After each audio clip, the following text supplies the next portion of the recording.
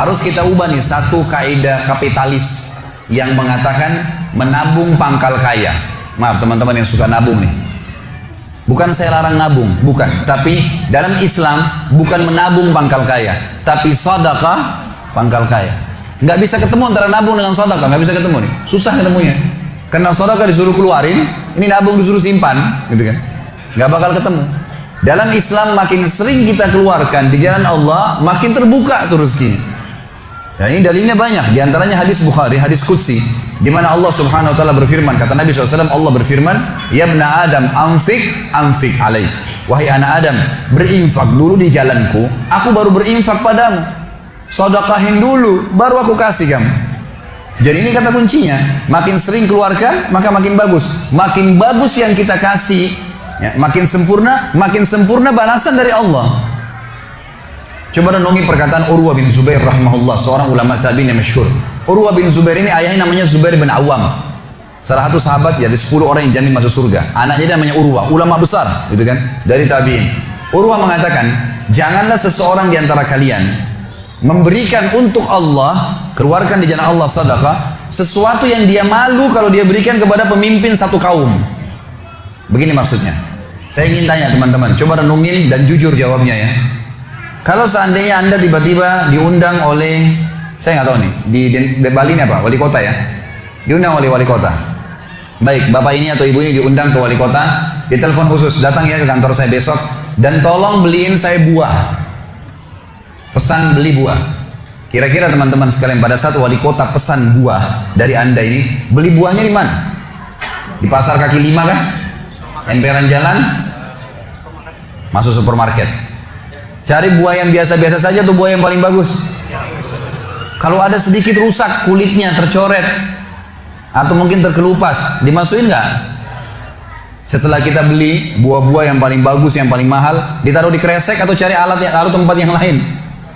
Cari keranjang, pakai plastik, pakai kartu nama, luar biasa. Kenapa? Karena wali kota yang pesan. Coba teman-teman sekalian, kalau ibu Anda yang pesan, bapak yang pesan, nah beliin ayah, beliin ibu jeruk ya, buah. Beli di mana kira-kira? Di kaki 5. Kemudian penjualnya bilang, ini ada rusak sedikit, nggak apa-apa, masukin aja. Pakai kresek tua ini bekas ikan, udah nggak apa-apa. Ini yang Urwah rahimahullah berkata, janganlah seseorang di antara kalian ya memberikan untuk Allah di jalan Allah. Orang tua kita tuh kalau bakti luar biasa pahalanya kan gitu. Yang kalian malu kalau kalian berikan kepada pemimpin satu kaum. Mestinya ibu ayah kita tuh dibuatin kayak tadi tuh, malah lebih hebat daripada itu. Pilihin buah yang paling bagus, keramas dikemas yang paling bagus dan seterusnya. Mestinya begitu. Tapi seperti itulah manusia, karena tidak paham teman-teman sekalian. Sesuatu yang dikeluarkan di jalan Allah akan mendatangkan respon rezeki yang banyak. Ini satu hal yang harus digarisbawahi, dan akan saya bacakan banyak sekali dalil berhubungan dengan masalah itu, di mana Allah Subhanahu Wa Taala menyuruh kita keluarkan. Ingat, makin baik kita berikan, makin baik juga respon dari Allah Subhanahu Wa Taala. Coba teman-teman muhasabah nih. Kalau celengan masjid lagi lewat dan Anda punya 1000 baru 1000 tua, yang mana ditaruh? 1000 tua. Kenapa 1000 tua yang ditaruh?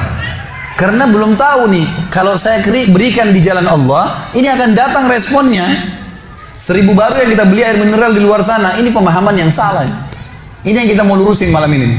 Mestinya teman-teman sekalian cari uang yang baru dikasih ke jalan Allah, yang tua dipakai belanja. Mestinya begitu. Karena makin baik kita berikan, maka makin baik responnya. Gitu kan? Makanya kata para ulama, siapa yang memberikan sesuatu yang baik pada Allah di jalan Allah, Allah akan balas dia dengan kebaikan. Saya akan angkat sebuah kisah teman-teman sekalian. Kisah seorang ulama tabi'in bernama Rabi' ibn Haytham rahimahullah. Rabi' ibn Haytham ini ulama yang sangat terkenal dengan kesolehannya, luar biasa kesolehannya orang ini. Jadi dia di akhir hidupnya, Rabi' ibn Haytham ini muridnya Abdullah bin Umar, muridnya Abu Musa al-Asy'ari, sahabat-sahabat yang mulia. Ini murid langsungnya, ulama tabi'in yang terkenal, Rabi' ibn Haytham. Rabi' ibn Haytham ini di akhir hidupnya sempat stroke setengah badan.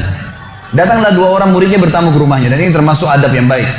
Kalau teman-teman mendapatkan seorang alim ulama dan memang dia bersedia bisa didatangin, kunjungin, minta nasihat, atau ketemu minta nasihat, atau ada di pengajiannya lah. Mereka datang mengatakan, begitu masuk, kebetulan stroke setengah badan, bagian kiri tubuhnya stroke ini. Ada 4 kejadian di rumahnya pada saat itu. Yang pertama, pada saat muridnya masuk, muridnya berkata, wahai imam, imam ini kiai, ustadz, wahai imam, Apa rahasianya? Kenapa Anda ini bisa mengontrol lisan Anda? Tidak seperti ulama-ulama yang lain. Masih kadang-kadang ngobrol-ngobrol kosong. Anda ini betul-betul, Rabi ibn Haytham ini terkenal kalau ngomong nasihat, tanya kabar orang, gitu kan, Quran atau zikir, nggak ada yang lain. Ini itu saja 4 tuh dari lisannya, nggak ada yang lain, luar biasa. Kalau bukan nasihat orang, tanya kabarnya orang lain, gitu kan, apa kebutuhan mereka, kemudian berzikir atau baca Quran. Gitu. Ini masuk dalamnya zikir adalah doa. Maka dikatakan apa sih, murid-muridnya bilang apa rahasianya Anda melakukan seperti ini? Dan ini saya sempat angkat di khutbah Jumat kita kemarin, potongan kisah ini. Maka Rabi ibn Haytham mengatakan, wahai murid-muridku, apakah kalian sampai sekarang masih ragu ada Tuhan namanya Allah, dan kalian masih ragu di pundak kanan dan kiri kalian Allah telah letakkan malaikat yang akan mencatat amal baik dan amal buruk kalian, dan pasti demi Allah akan dibacakan dan dihisapkan untuk kalian di sana di akhirat nanti? Artinya saya bisa mengontrol lisan saya karena saya tahu Tuhan saya selalu melihat, dan ada malaikat yang mengawasi, tidak pernah tidur nih, 24 jam terus mengawasi, baik dicatat buruk dicatat. Lalu kemudian muridnya mengatakan, baiklah kalau gitu, dapat ilmu. Kejadian pada saat itu teman-teman sekalian yang lain adalah, yang kedua, baru mau ngobrol sama murid-muridnya, tiba-tiba anaknya Rabi bin Haytham keluar dari dapur, masuk ke ruang tamu pamit, anak laki-laki, lalu berkata, wahai ayahku, semoga Allah senantiasa menjaga Anda. Ibu saya membuatkan untuk Anda makanan namanya halwa pada zaman itu. Halwa ini Bapak Ibu sekalian makanan yang mahal. Bahannya susah, bahannya mahal, buatnya susah, lama diadon berjam-jam baru jadi. Dan ini dimakan oleh pejabat-pejabat gitu. Rabi bin Haytham rahimahullah ini punya ciri khas. Mereka tidak pernah rewel. Di rumahnya dihidangkan makan apa sama istrinya, dimakan sama dia. Baik sekali orangnya. Udahlah, dunia dilaluin sama dia begitu saja.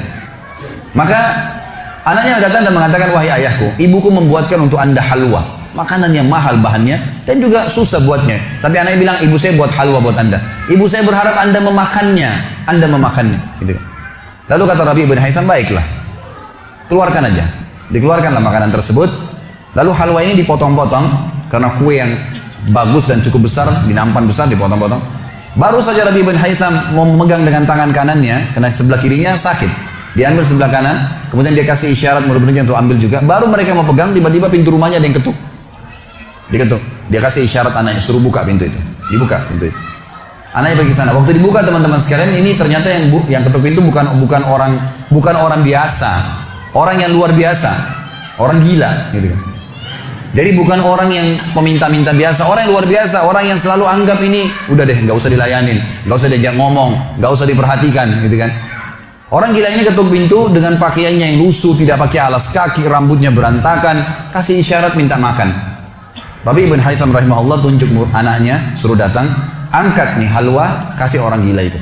Halwa nih, makanan yang mewah, kasih orang gila itu. Dibawa sama anaknya. Anaknya ini, Rabi ibn Haytham waktu bawa piring itu, niatnya ingin memberikan ke orang gila 1 potong, gitu kan.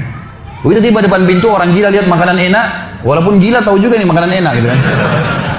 Diambil sama dia piringnya. Diambil, dimakan semua. Dalam kisahnya dikatakan sampai air liurnya jatuh-jatuh di situ, dihabisin sama dia. Sudah habis teman-teman sekalian, apa yang terjadi? Orang gila nggak ngerti, dia nggak terima kasih, nggak apa, piringnya dilempar pergi. Anaknya Rabi ibn Haytham ini tahu nilainya makanan yang ibunya buat tadi.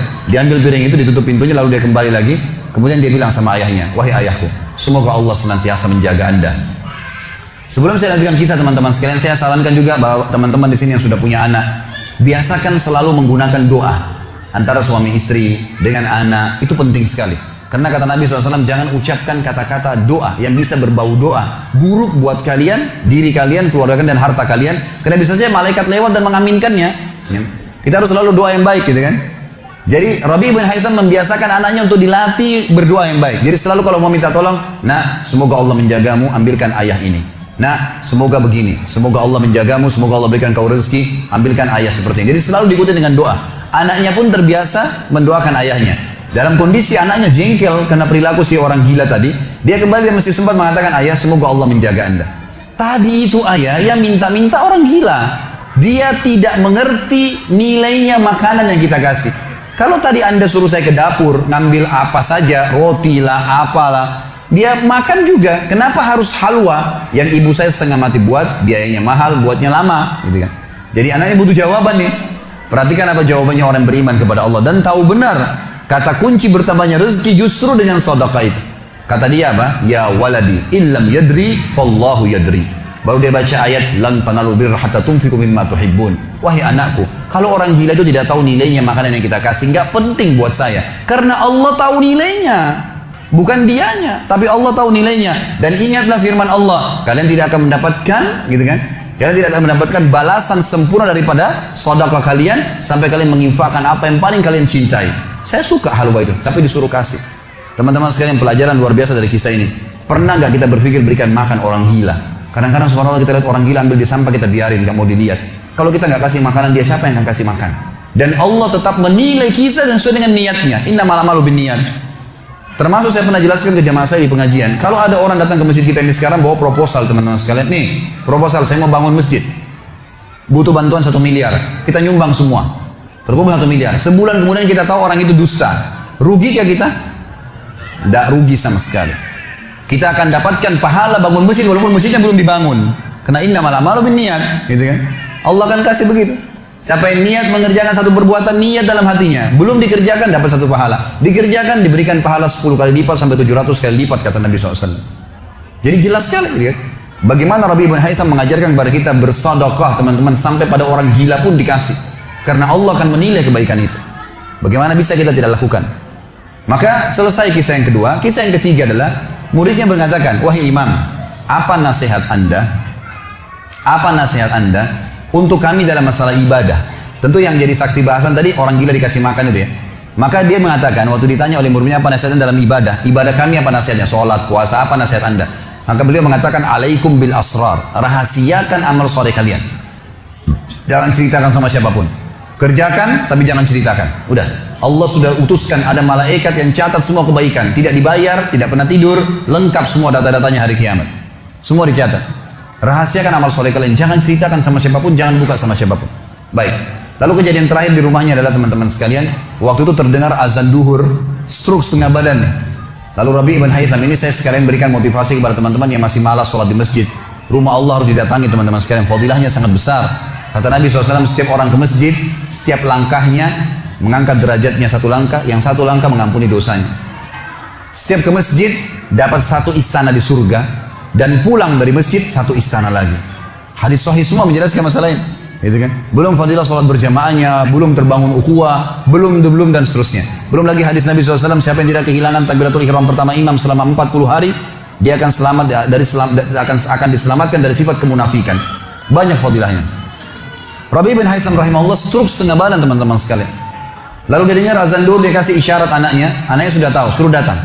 Anaknya lalu menopang tubuhnya dia yang sebelah kanan, minta diantar ke masjid. Stroke setengah badan dan sudah sangat tua. Lalu muridnya bilang, saya lalu kemudian membantu menopang tubuhnya yang stroke, dan demi Allah untuk kami membawanya ke masjid, kakinya yang stroke terseret di tanah. Lalu saya bisikin di tengah jalan, imam, hai kiai, hai guru, anda kan punya rukhsah, punya keringanan, sholat aja di rumah. Stroke, tua, susah, gitu kan? Lebih baik sholat di rumah. Apa kata dia? Orang beriman tidak mengenal stroke kah, sakit keras kah, ibadah kepada Allah nggak terganggu nih. Kata dia, wahai muridku, aku mendengarkan dengan kupingku ini azan, hayya 'alas shalah, hayya 'alal falah, ayo salat, ayo mendapatkan kemenangan dari Allah, hanya melalui lisan muadzin saja. Karena semua muadzin sama mengucapkan, mau orang Afrika, mau orang Arab, mau orang Melayu, azannya sama, hayya 'alas shalah, hayya 'alal falah. Allah memanggil saya mengatakan, ayo salat, pencipta langit dan bumi, ayo mendapatkan kemenangan. Lalu saya salat di rumah saya, demi Allah saya akan datangi masjid walaupun saya merangkak. Ini luar biasa nih, ya, keimanan membuat seseorang stroke pun bisa beribadah kepada Allah. Tapi dari kisah kita, ya, dari 4 kejadian di rumah Rabi bin Haytham adalah bagaimana dia bersedekah kepada orang fakir miskin tadi. Ada riwayat Bukhari yang lain teman-teman sekalian berbunyi, kata Nabi SAW dulu di zaman Bani Israel ada 2 orang. Di zaman Bani Israel ada 2 orang. 2 orang ini bersahabat, dua-duanya punya kebun. Dua-duanya punya kebun. Kebun ini mereka lagi nunggu hujan, dan satu negeri itu belum turun hujan. Tiba-tiba si A sama si B. Si A ini melihat ada awan, kata Nabi SAW, lewat di atas kebunnya. Dan terdengar suara dari awan itu berkata, turunkanlah hujan di kebunnya fulan, kebun temannya dia di sebelah. Maka dia bilang, kata Nabi SAW, orang ini pun mengikuti awan tersebut. Ternyata betul, awan itu menggumpul semuanya di atas kebun temannya, hujan. Tapi cuma kebun temannya, yang lain gak kena hujan. Maka Nabi SAW mengatakan, dia pun bertanya pada temannya, apa yang kamu lakukan dengan kebunmu? Sampai di musim panas seperti ini pun Allah masih menurunkan hujan untuk kebunmu saja. Apa yang dia bilang? Dia bilang, saya membagi keuntungan dari usaha saya ini menjadi 3. Keuntungannya bukan modal. Sepertiganya saya infakkan di jalan Allah, langsung saya keluarkan. Sepertiganya lagi saya tambahkan ke modal. Sepertiganya lagi saya gunakan untuk keperluan keluarga saya. Jadi ternyata teman-teman sekalian, sedekah itu betul-betul sangat luar biasa. Membuka pintu rezeki. Jadi makin dikeluarkan, makin royal, makin datang. Saya sarankan teman-teman kalau bisa ikutin ceramah saya di YouTube, ada tentang Abdurrahman ibn Auf, sahabat Nabi, serial sahabat. Kita sudah membahas 9 sahabat, Abu Bakar, Umar, Uthman, Ali, Talha, Zubair. Kemudian Abdurrahman ibn Auf, Talha bin Ubaidillah, terakhir itu Sa'id bin Zaid. Dan insya Allah hari Sabtu depan ini akan ada tablik akbar sahabat yang ke-10, Abu Ubaidah bin Jarrah. Abdurrahman ibn Auf salah satu sifat ciri khasnya, semua sahabat suka bersedekah, tapi Abdurrahman ini luar biasa dalam sedekah, luar biasa. Beliau pernah kedatangan keuntungan 1 peti emas di satu malam, gak bisa tidur, gelisah. Istrinya tanya, kenapa Abdurrahman? Dia bilang, saya gak bisa tidur nih, belum pernah ada keuntungan sebesar ini. Kata istrinya, lalu apa keinginan? Dia bilang, saya ingin keluarkan jalan Allah, saya nggak mau simpan di rumah saya malam ini. Nggak mau nabung. Kalau kita subhanallah baru untung 1 juta sudah antri sejam di bank, gitu kan. Ini nggak mau nabung, keluarin malam ini, sedekahin semua untuk fakir miskin. Gitu. Istrinya juga salehah, nggak seperti sebagian muslimah. Maaf, saya nggak singgung muslimah di belakang sana. Tapi ada orang begitu, suaminya dapat untung, sebelum disedekahin, sebelum kasih orang tuanya, sebentar dulu, jatah saya mana? Gitu. Ini enggak, istrinya mengatakan sedekahin. Ayo kita sama-sama. Dibungkuslah emas-emas itu, koin-koin emas, dirham emas itu, kemudian dibagiin, habis. Subhanallah, karena ikhlasnya mensedekahkan semua keuntungan malam itu, besok dalam riwayat saya dikatakan datang 2 peti keuntungan dengan produk yang sama. 2 peti emas, dikeluarin sama Abdurrahman 2 peti emas. Hari ketiga datang 3 peti keuntungan. Dikeluarkan hari keempat datang 4 peti. Begitu terus sampai Abdurrahman memiliki sebuah gudang penuh dengan emas. Waktu Abdurrahman radhiyallahu anhu meninggal dunia, waktu mau dibagi warisannya, itu emas-emasnya saking sudah ditumpuk-tumpuk sampai melengket satu sama yang lain. Waktu mau dipisahin, dibagi, itu harus pakai kampak. Dan yang mengkampak itu tangannya sampai memar, luka. Gitu. Saking banyaknya. Selalu sedekah. Setiap hari beli 33 budak dibebasin. Setiap hari beli budak bebasin. Setiap hari datangkan 30 kafilah, ya 30 ekor unta untuk diparkir, ditaruh di tengah-tengah jalan, di tengah-tengah jalan Madinah, lalu pegawainya berteriak, Abdurrahman membagi-bagi buat kalian, silakan, semua ambil kebutuhannya. Luar biasa gitu. Kita subhanallah kadang-kadang bersedekah, kalau orang datang itu pun masih perhitungan, gitu kan. Ini enggak sengaja cari orang yang butuh lalu dikasih. Maka lihat bagaimana mereka memahami tentang masalah sedekah ini teman-teman sekalian. Dalam hadisnya dikatakan sedekah tutfi'u ghadabur rahman. Sedekah itu bisa meredam murkanya Allah. Keluarin, jangan ragu dengan masalah sedekah itu. Karena itu kata kunci datangnya rezeki. Mari kita dengarkan ayatnya. Yang pertama adalah surah Al-Baqarah, surah nomor 2 ayat 254. Allah Subhanahu wa taala berfirman, Al-Baqarah 254, A'udzubillahi minasyaitonirrajim, ya ayyuhalladzina amanu.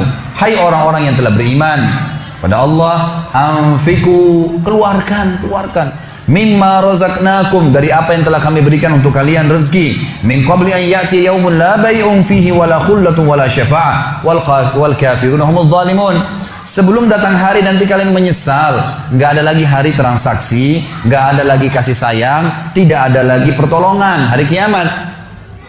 Teman-teman sekalian, maaf kalau Anda punya rezeki banyak di rekening, masya Allah, bagus. Tapi usahakan selalu ada sedekahnya, karena kalau kita biarkan numpuk, kita cuma bangga di angka tulisan, di print bukunya, oh iya banyak ya, 2 miliar, 10 miliar. Kita cuma bangga dengan angka. Apa yang mau dibanggain? Pada saat antum meninggal, kalau antum tidak sedekahkan teman-teman sekalian, tidak punya masjid yang dibangun, nggak punya kegiatan amal jariah, nggak pernah punya sesuatu buat dia infakkan sebenarnya, gitu kan? Maka pastikan orang seperti ini akan menyesal pada saat meninggal. Coba ya saya sedekahin dulu. Makanya kata Nabi SAW, hartamu yang sebenarnya, harta yang kau sedekahkan selama kau hidup, itu harta sebenarnya.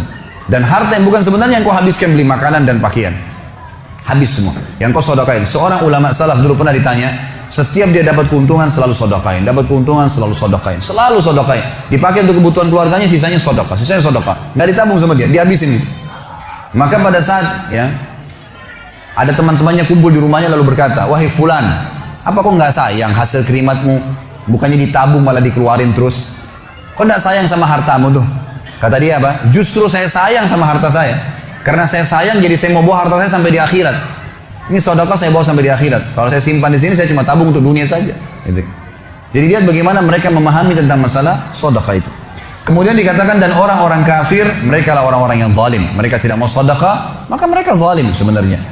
Kemudian surah Ibrahim, surah nomor 14 ayat 31 sampai 34. Allah Subhanahu wa taala berfirman, "A'udzubillahi minasyaitonir rajim. Qul li ibadiyalladzina amanu."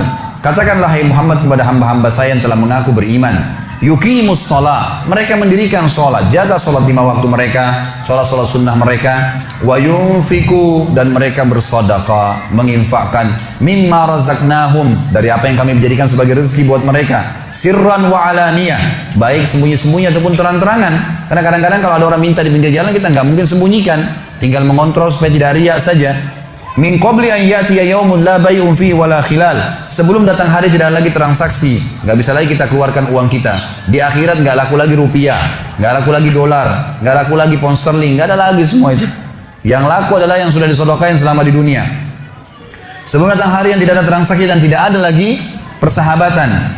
Allahul ladzi khalaqas samawati wal ard. Yang menyuruh kalian sholat tadi dan menginfakkan apa yang kalian telah diberikan adalah Allah yang telah menciptakan seluruh langit dan bumi. Wa anzala minas sama'i ma'a, dan telah menurunkan dari langit air. Fa akhraja bihi minas samarati rizqan lakum. Lalu dengan air hujan itu dia tumbuhkan buah-buahan sehingga kalian bisa menjadikannya sebagai rezeki kalian, menutupi kebutuhan kalian. Wa sakhkhara lakumul fulka litajriya fil bahri bi amri. Yang menyuruh kalian sholat dan berinfak itu adalah Tuhan Allah yang telah menundukkan lautan sehingga bahtera-bahtera kalian bisa meraung di atasnya.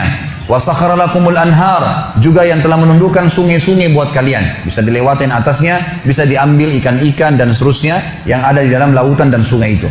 Wa sakhkhara lakumus syamsa wal qamara da'ibain, dan juga yang menyuruh kalian sholat dan menginfakkan harta kalian adalah yang telah membuat, yang menundukkan matahari dan bulan yang rutin terus menerus setiap pagi dan malam silih berganti untuk memenuhi kebutuhan kalian.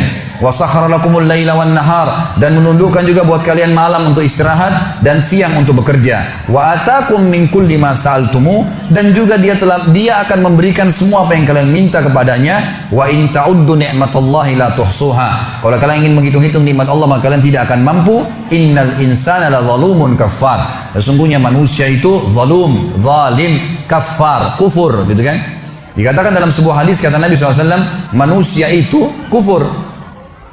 Kalau dia dikasih, ya, kalau Allah tahan rezekinya, maka dia terus menerus berdoa, terus menerus mengeluh, dan pada saat Allah kasih dia pelit untuk tidak keluarkan. Bagaimana bisa dia menganggap punya? Siapa di antara anda yang menganggap apa yang dia miliki sekarang punya dia? Mungkin kita semua mengatakan, oh ini rumah saya, ini mobil saya, ini punya saya, ini baju saya. Itu perkataan kita cuma simbolik di dunia. Buktinya pada saat kita meninggal, dibungkus dengan kain kafan. Semewah apapun mobil tidak bakal ikut ke liang lahat. Rumah tidak masuk liang lahat. Gak ada ceritanya, kita masuk semua jadi warisan. Bro. Itu buktinya, lahir tanpa pakaian, masuk kuburan juga dengan 1 lembar pakaian. Gitu. Berarti bukan milik kita. Maka kesempatan kita memperbanyak amal sedekah kita, sehingga memang mendapatkan pahala yang besar.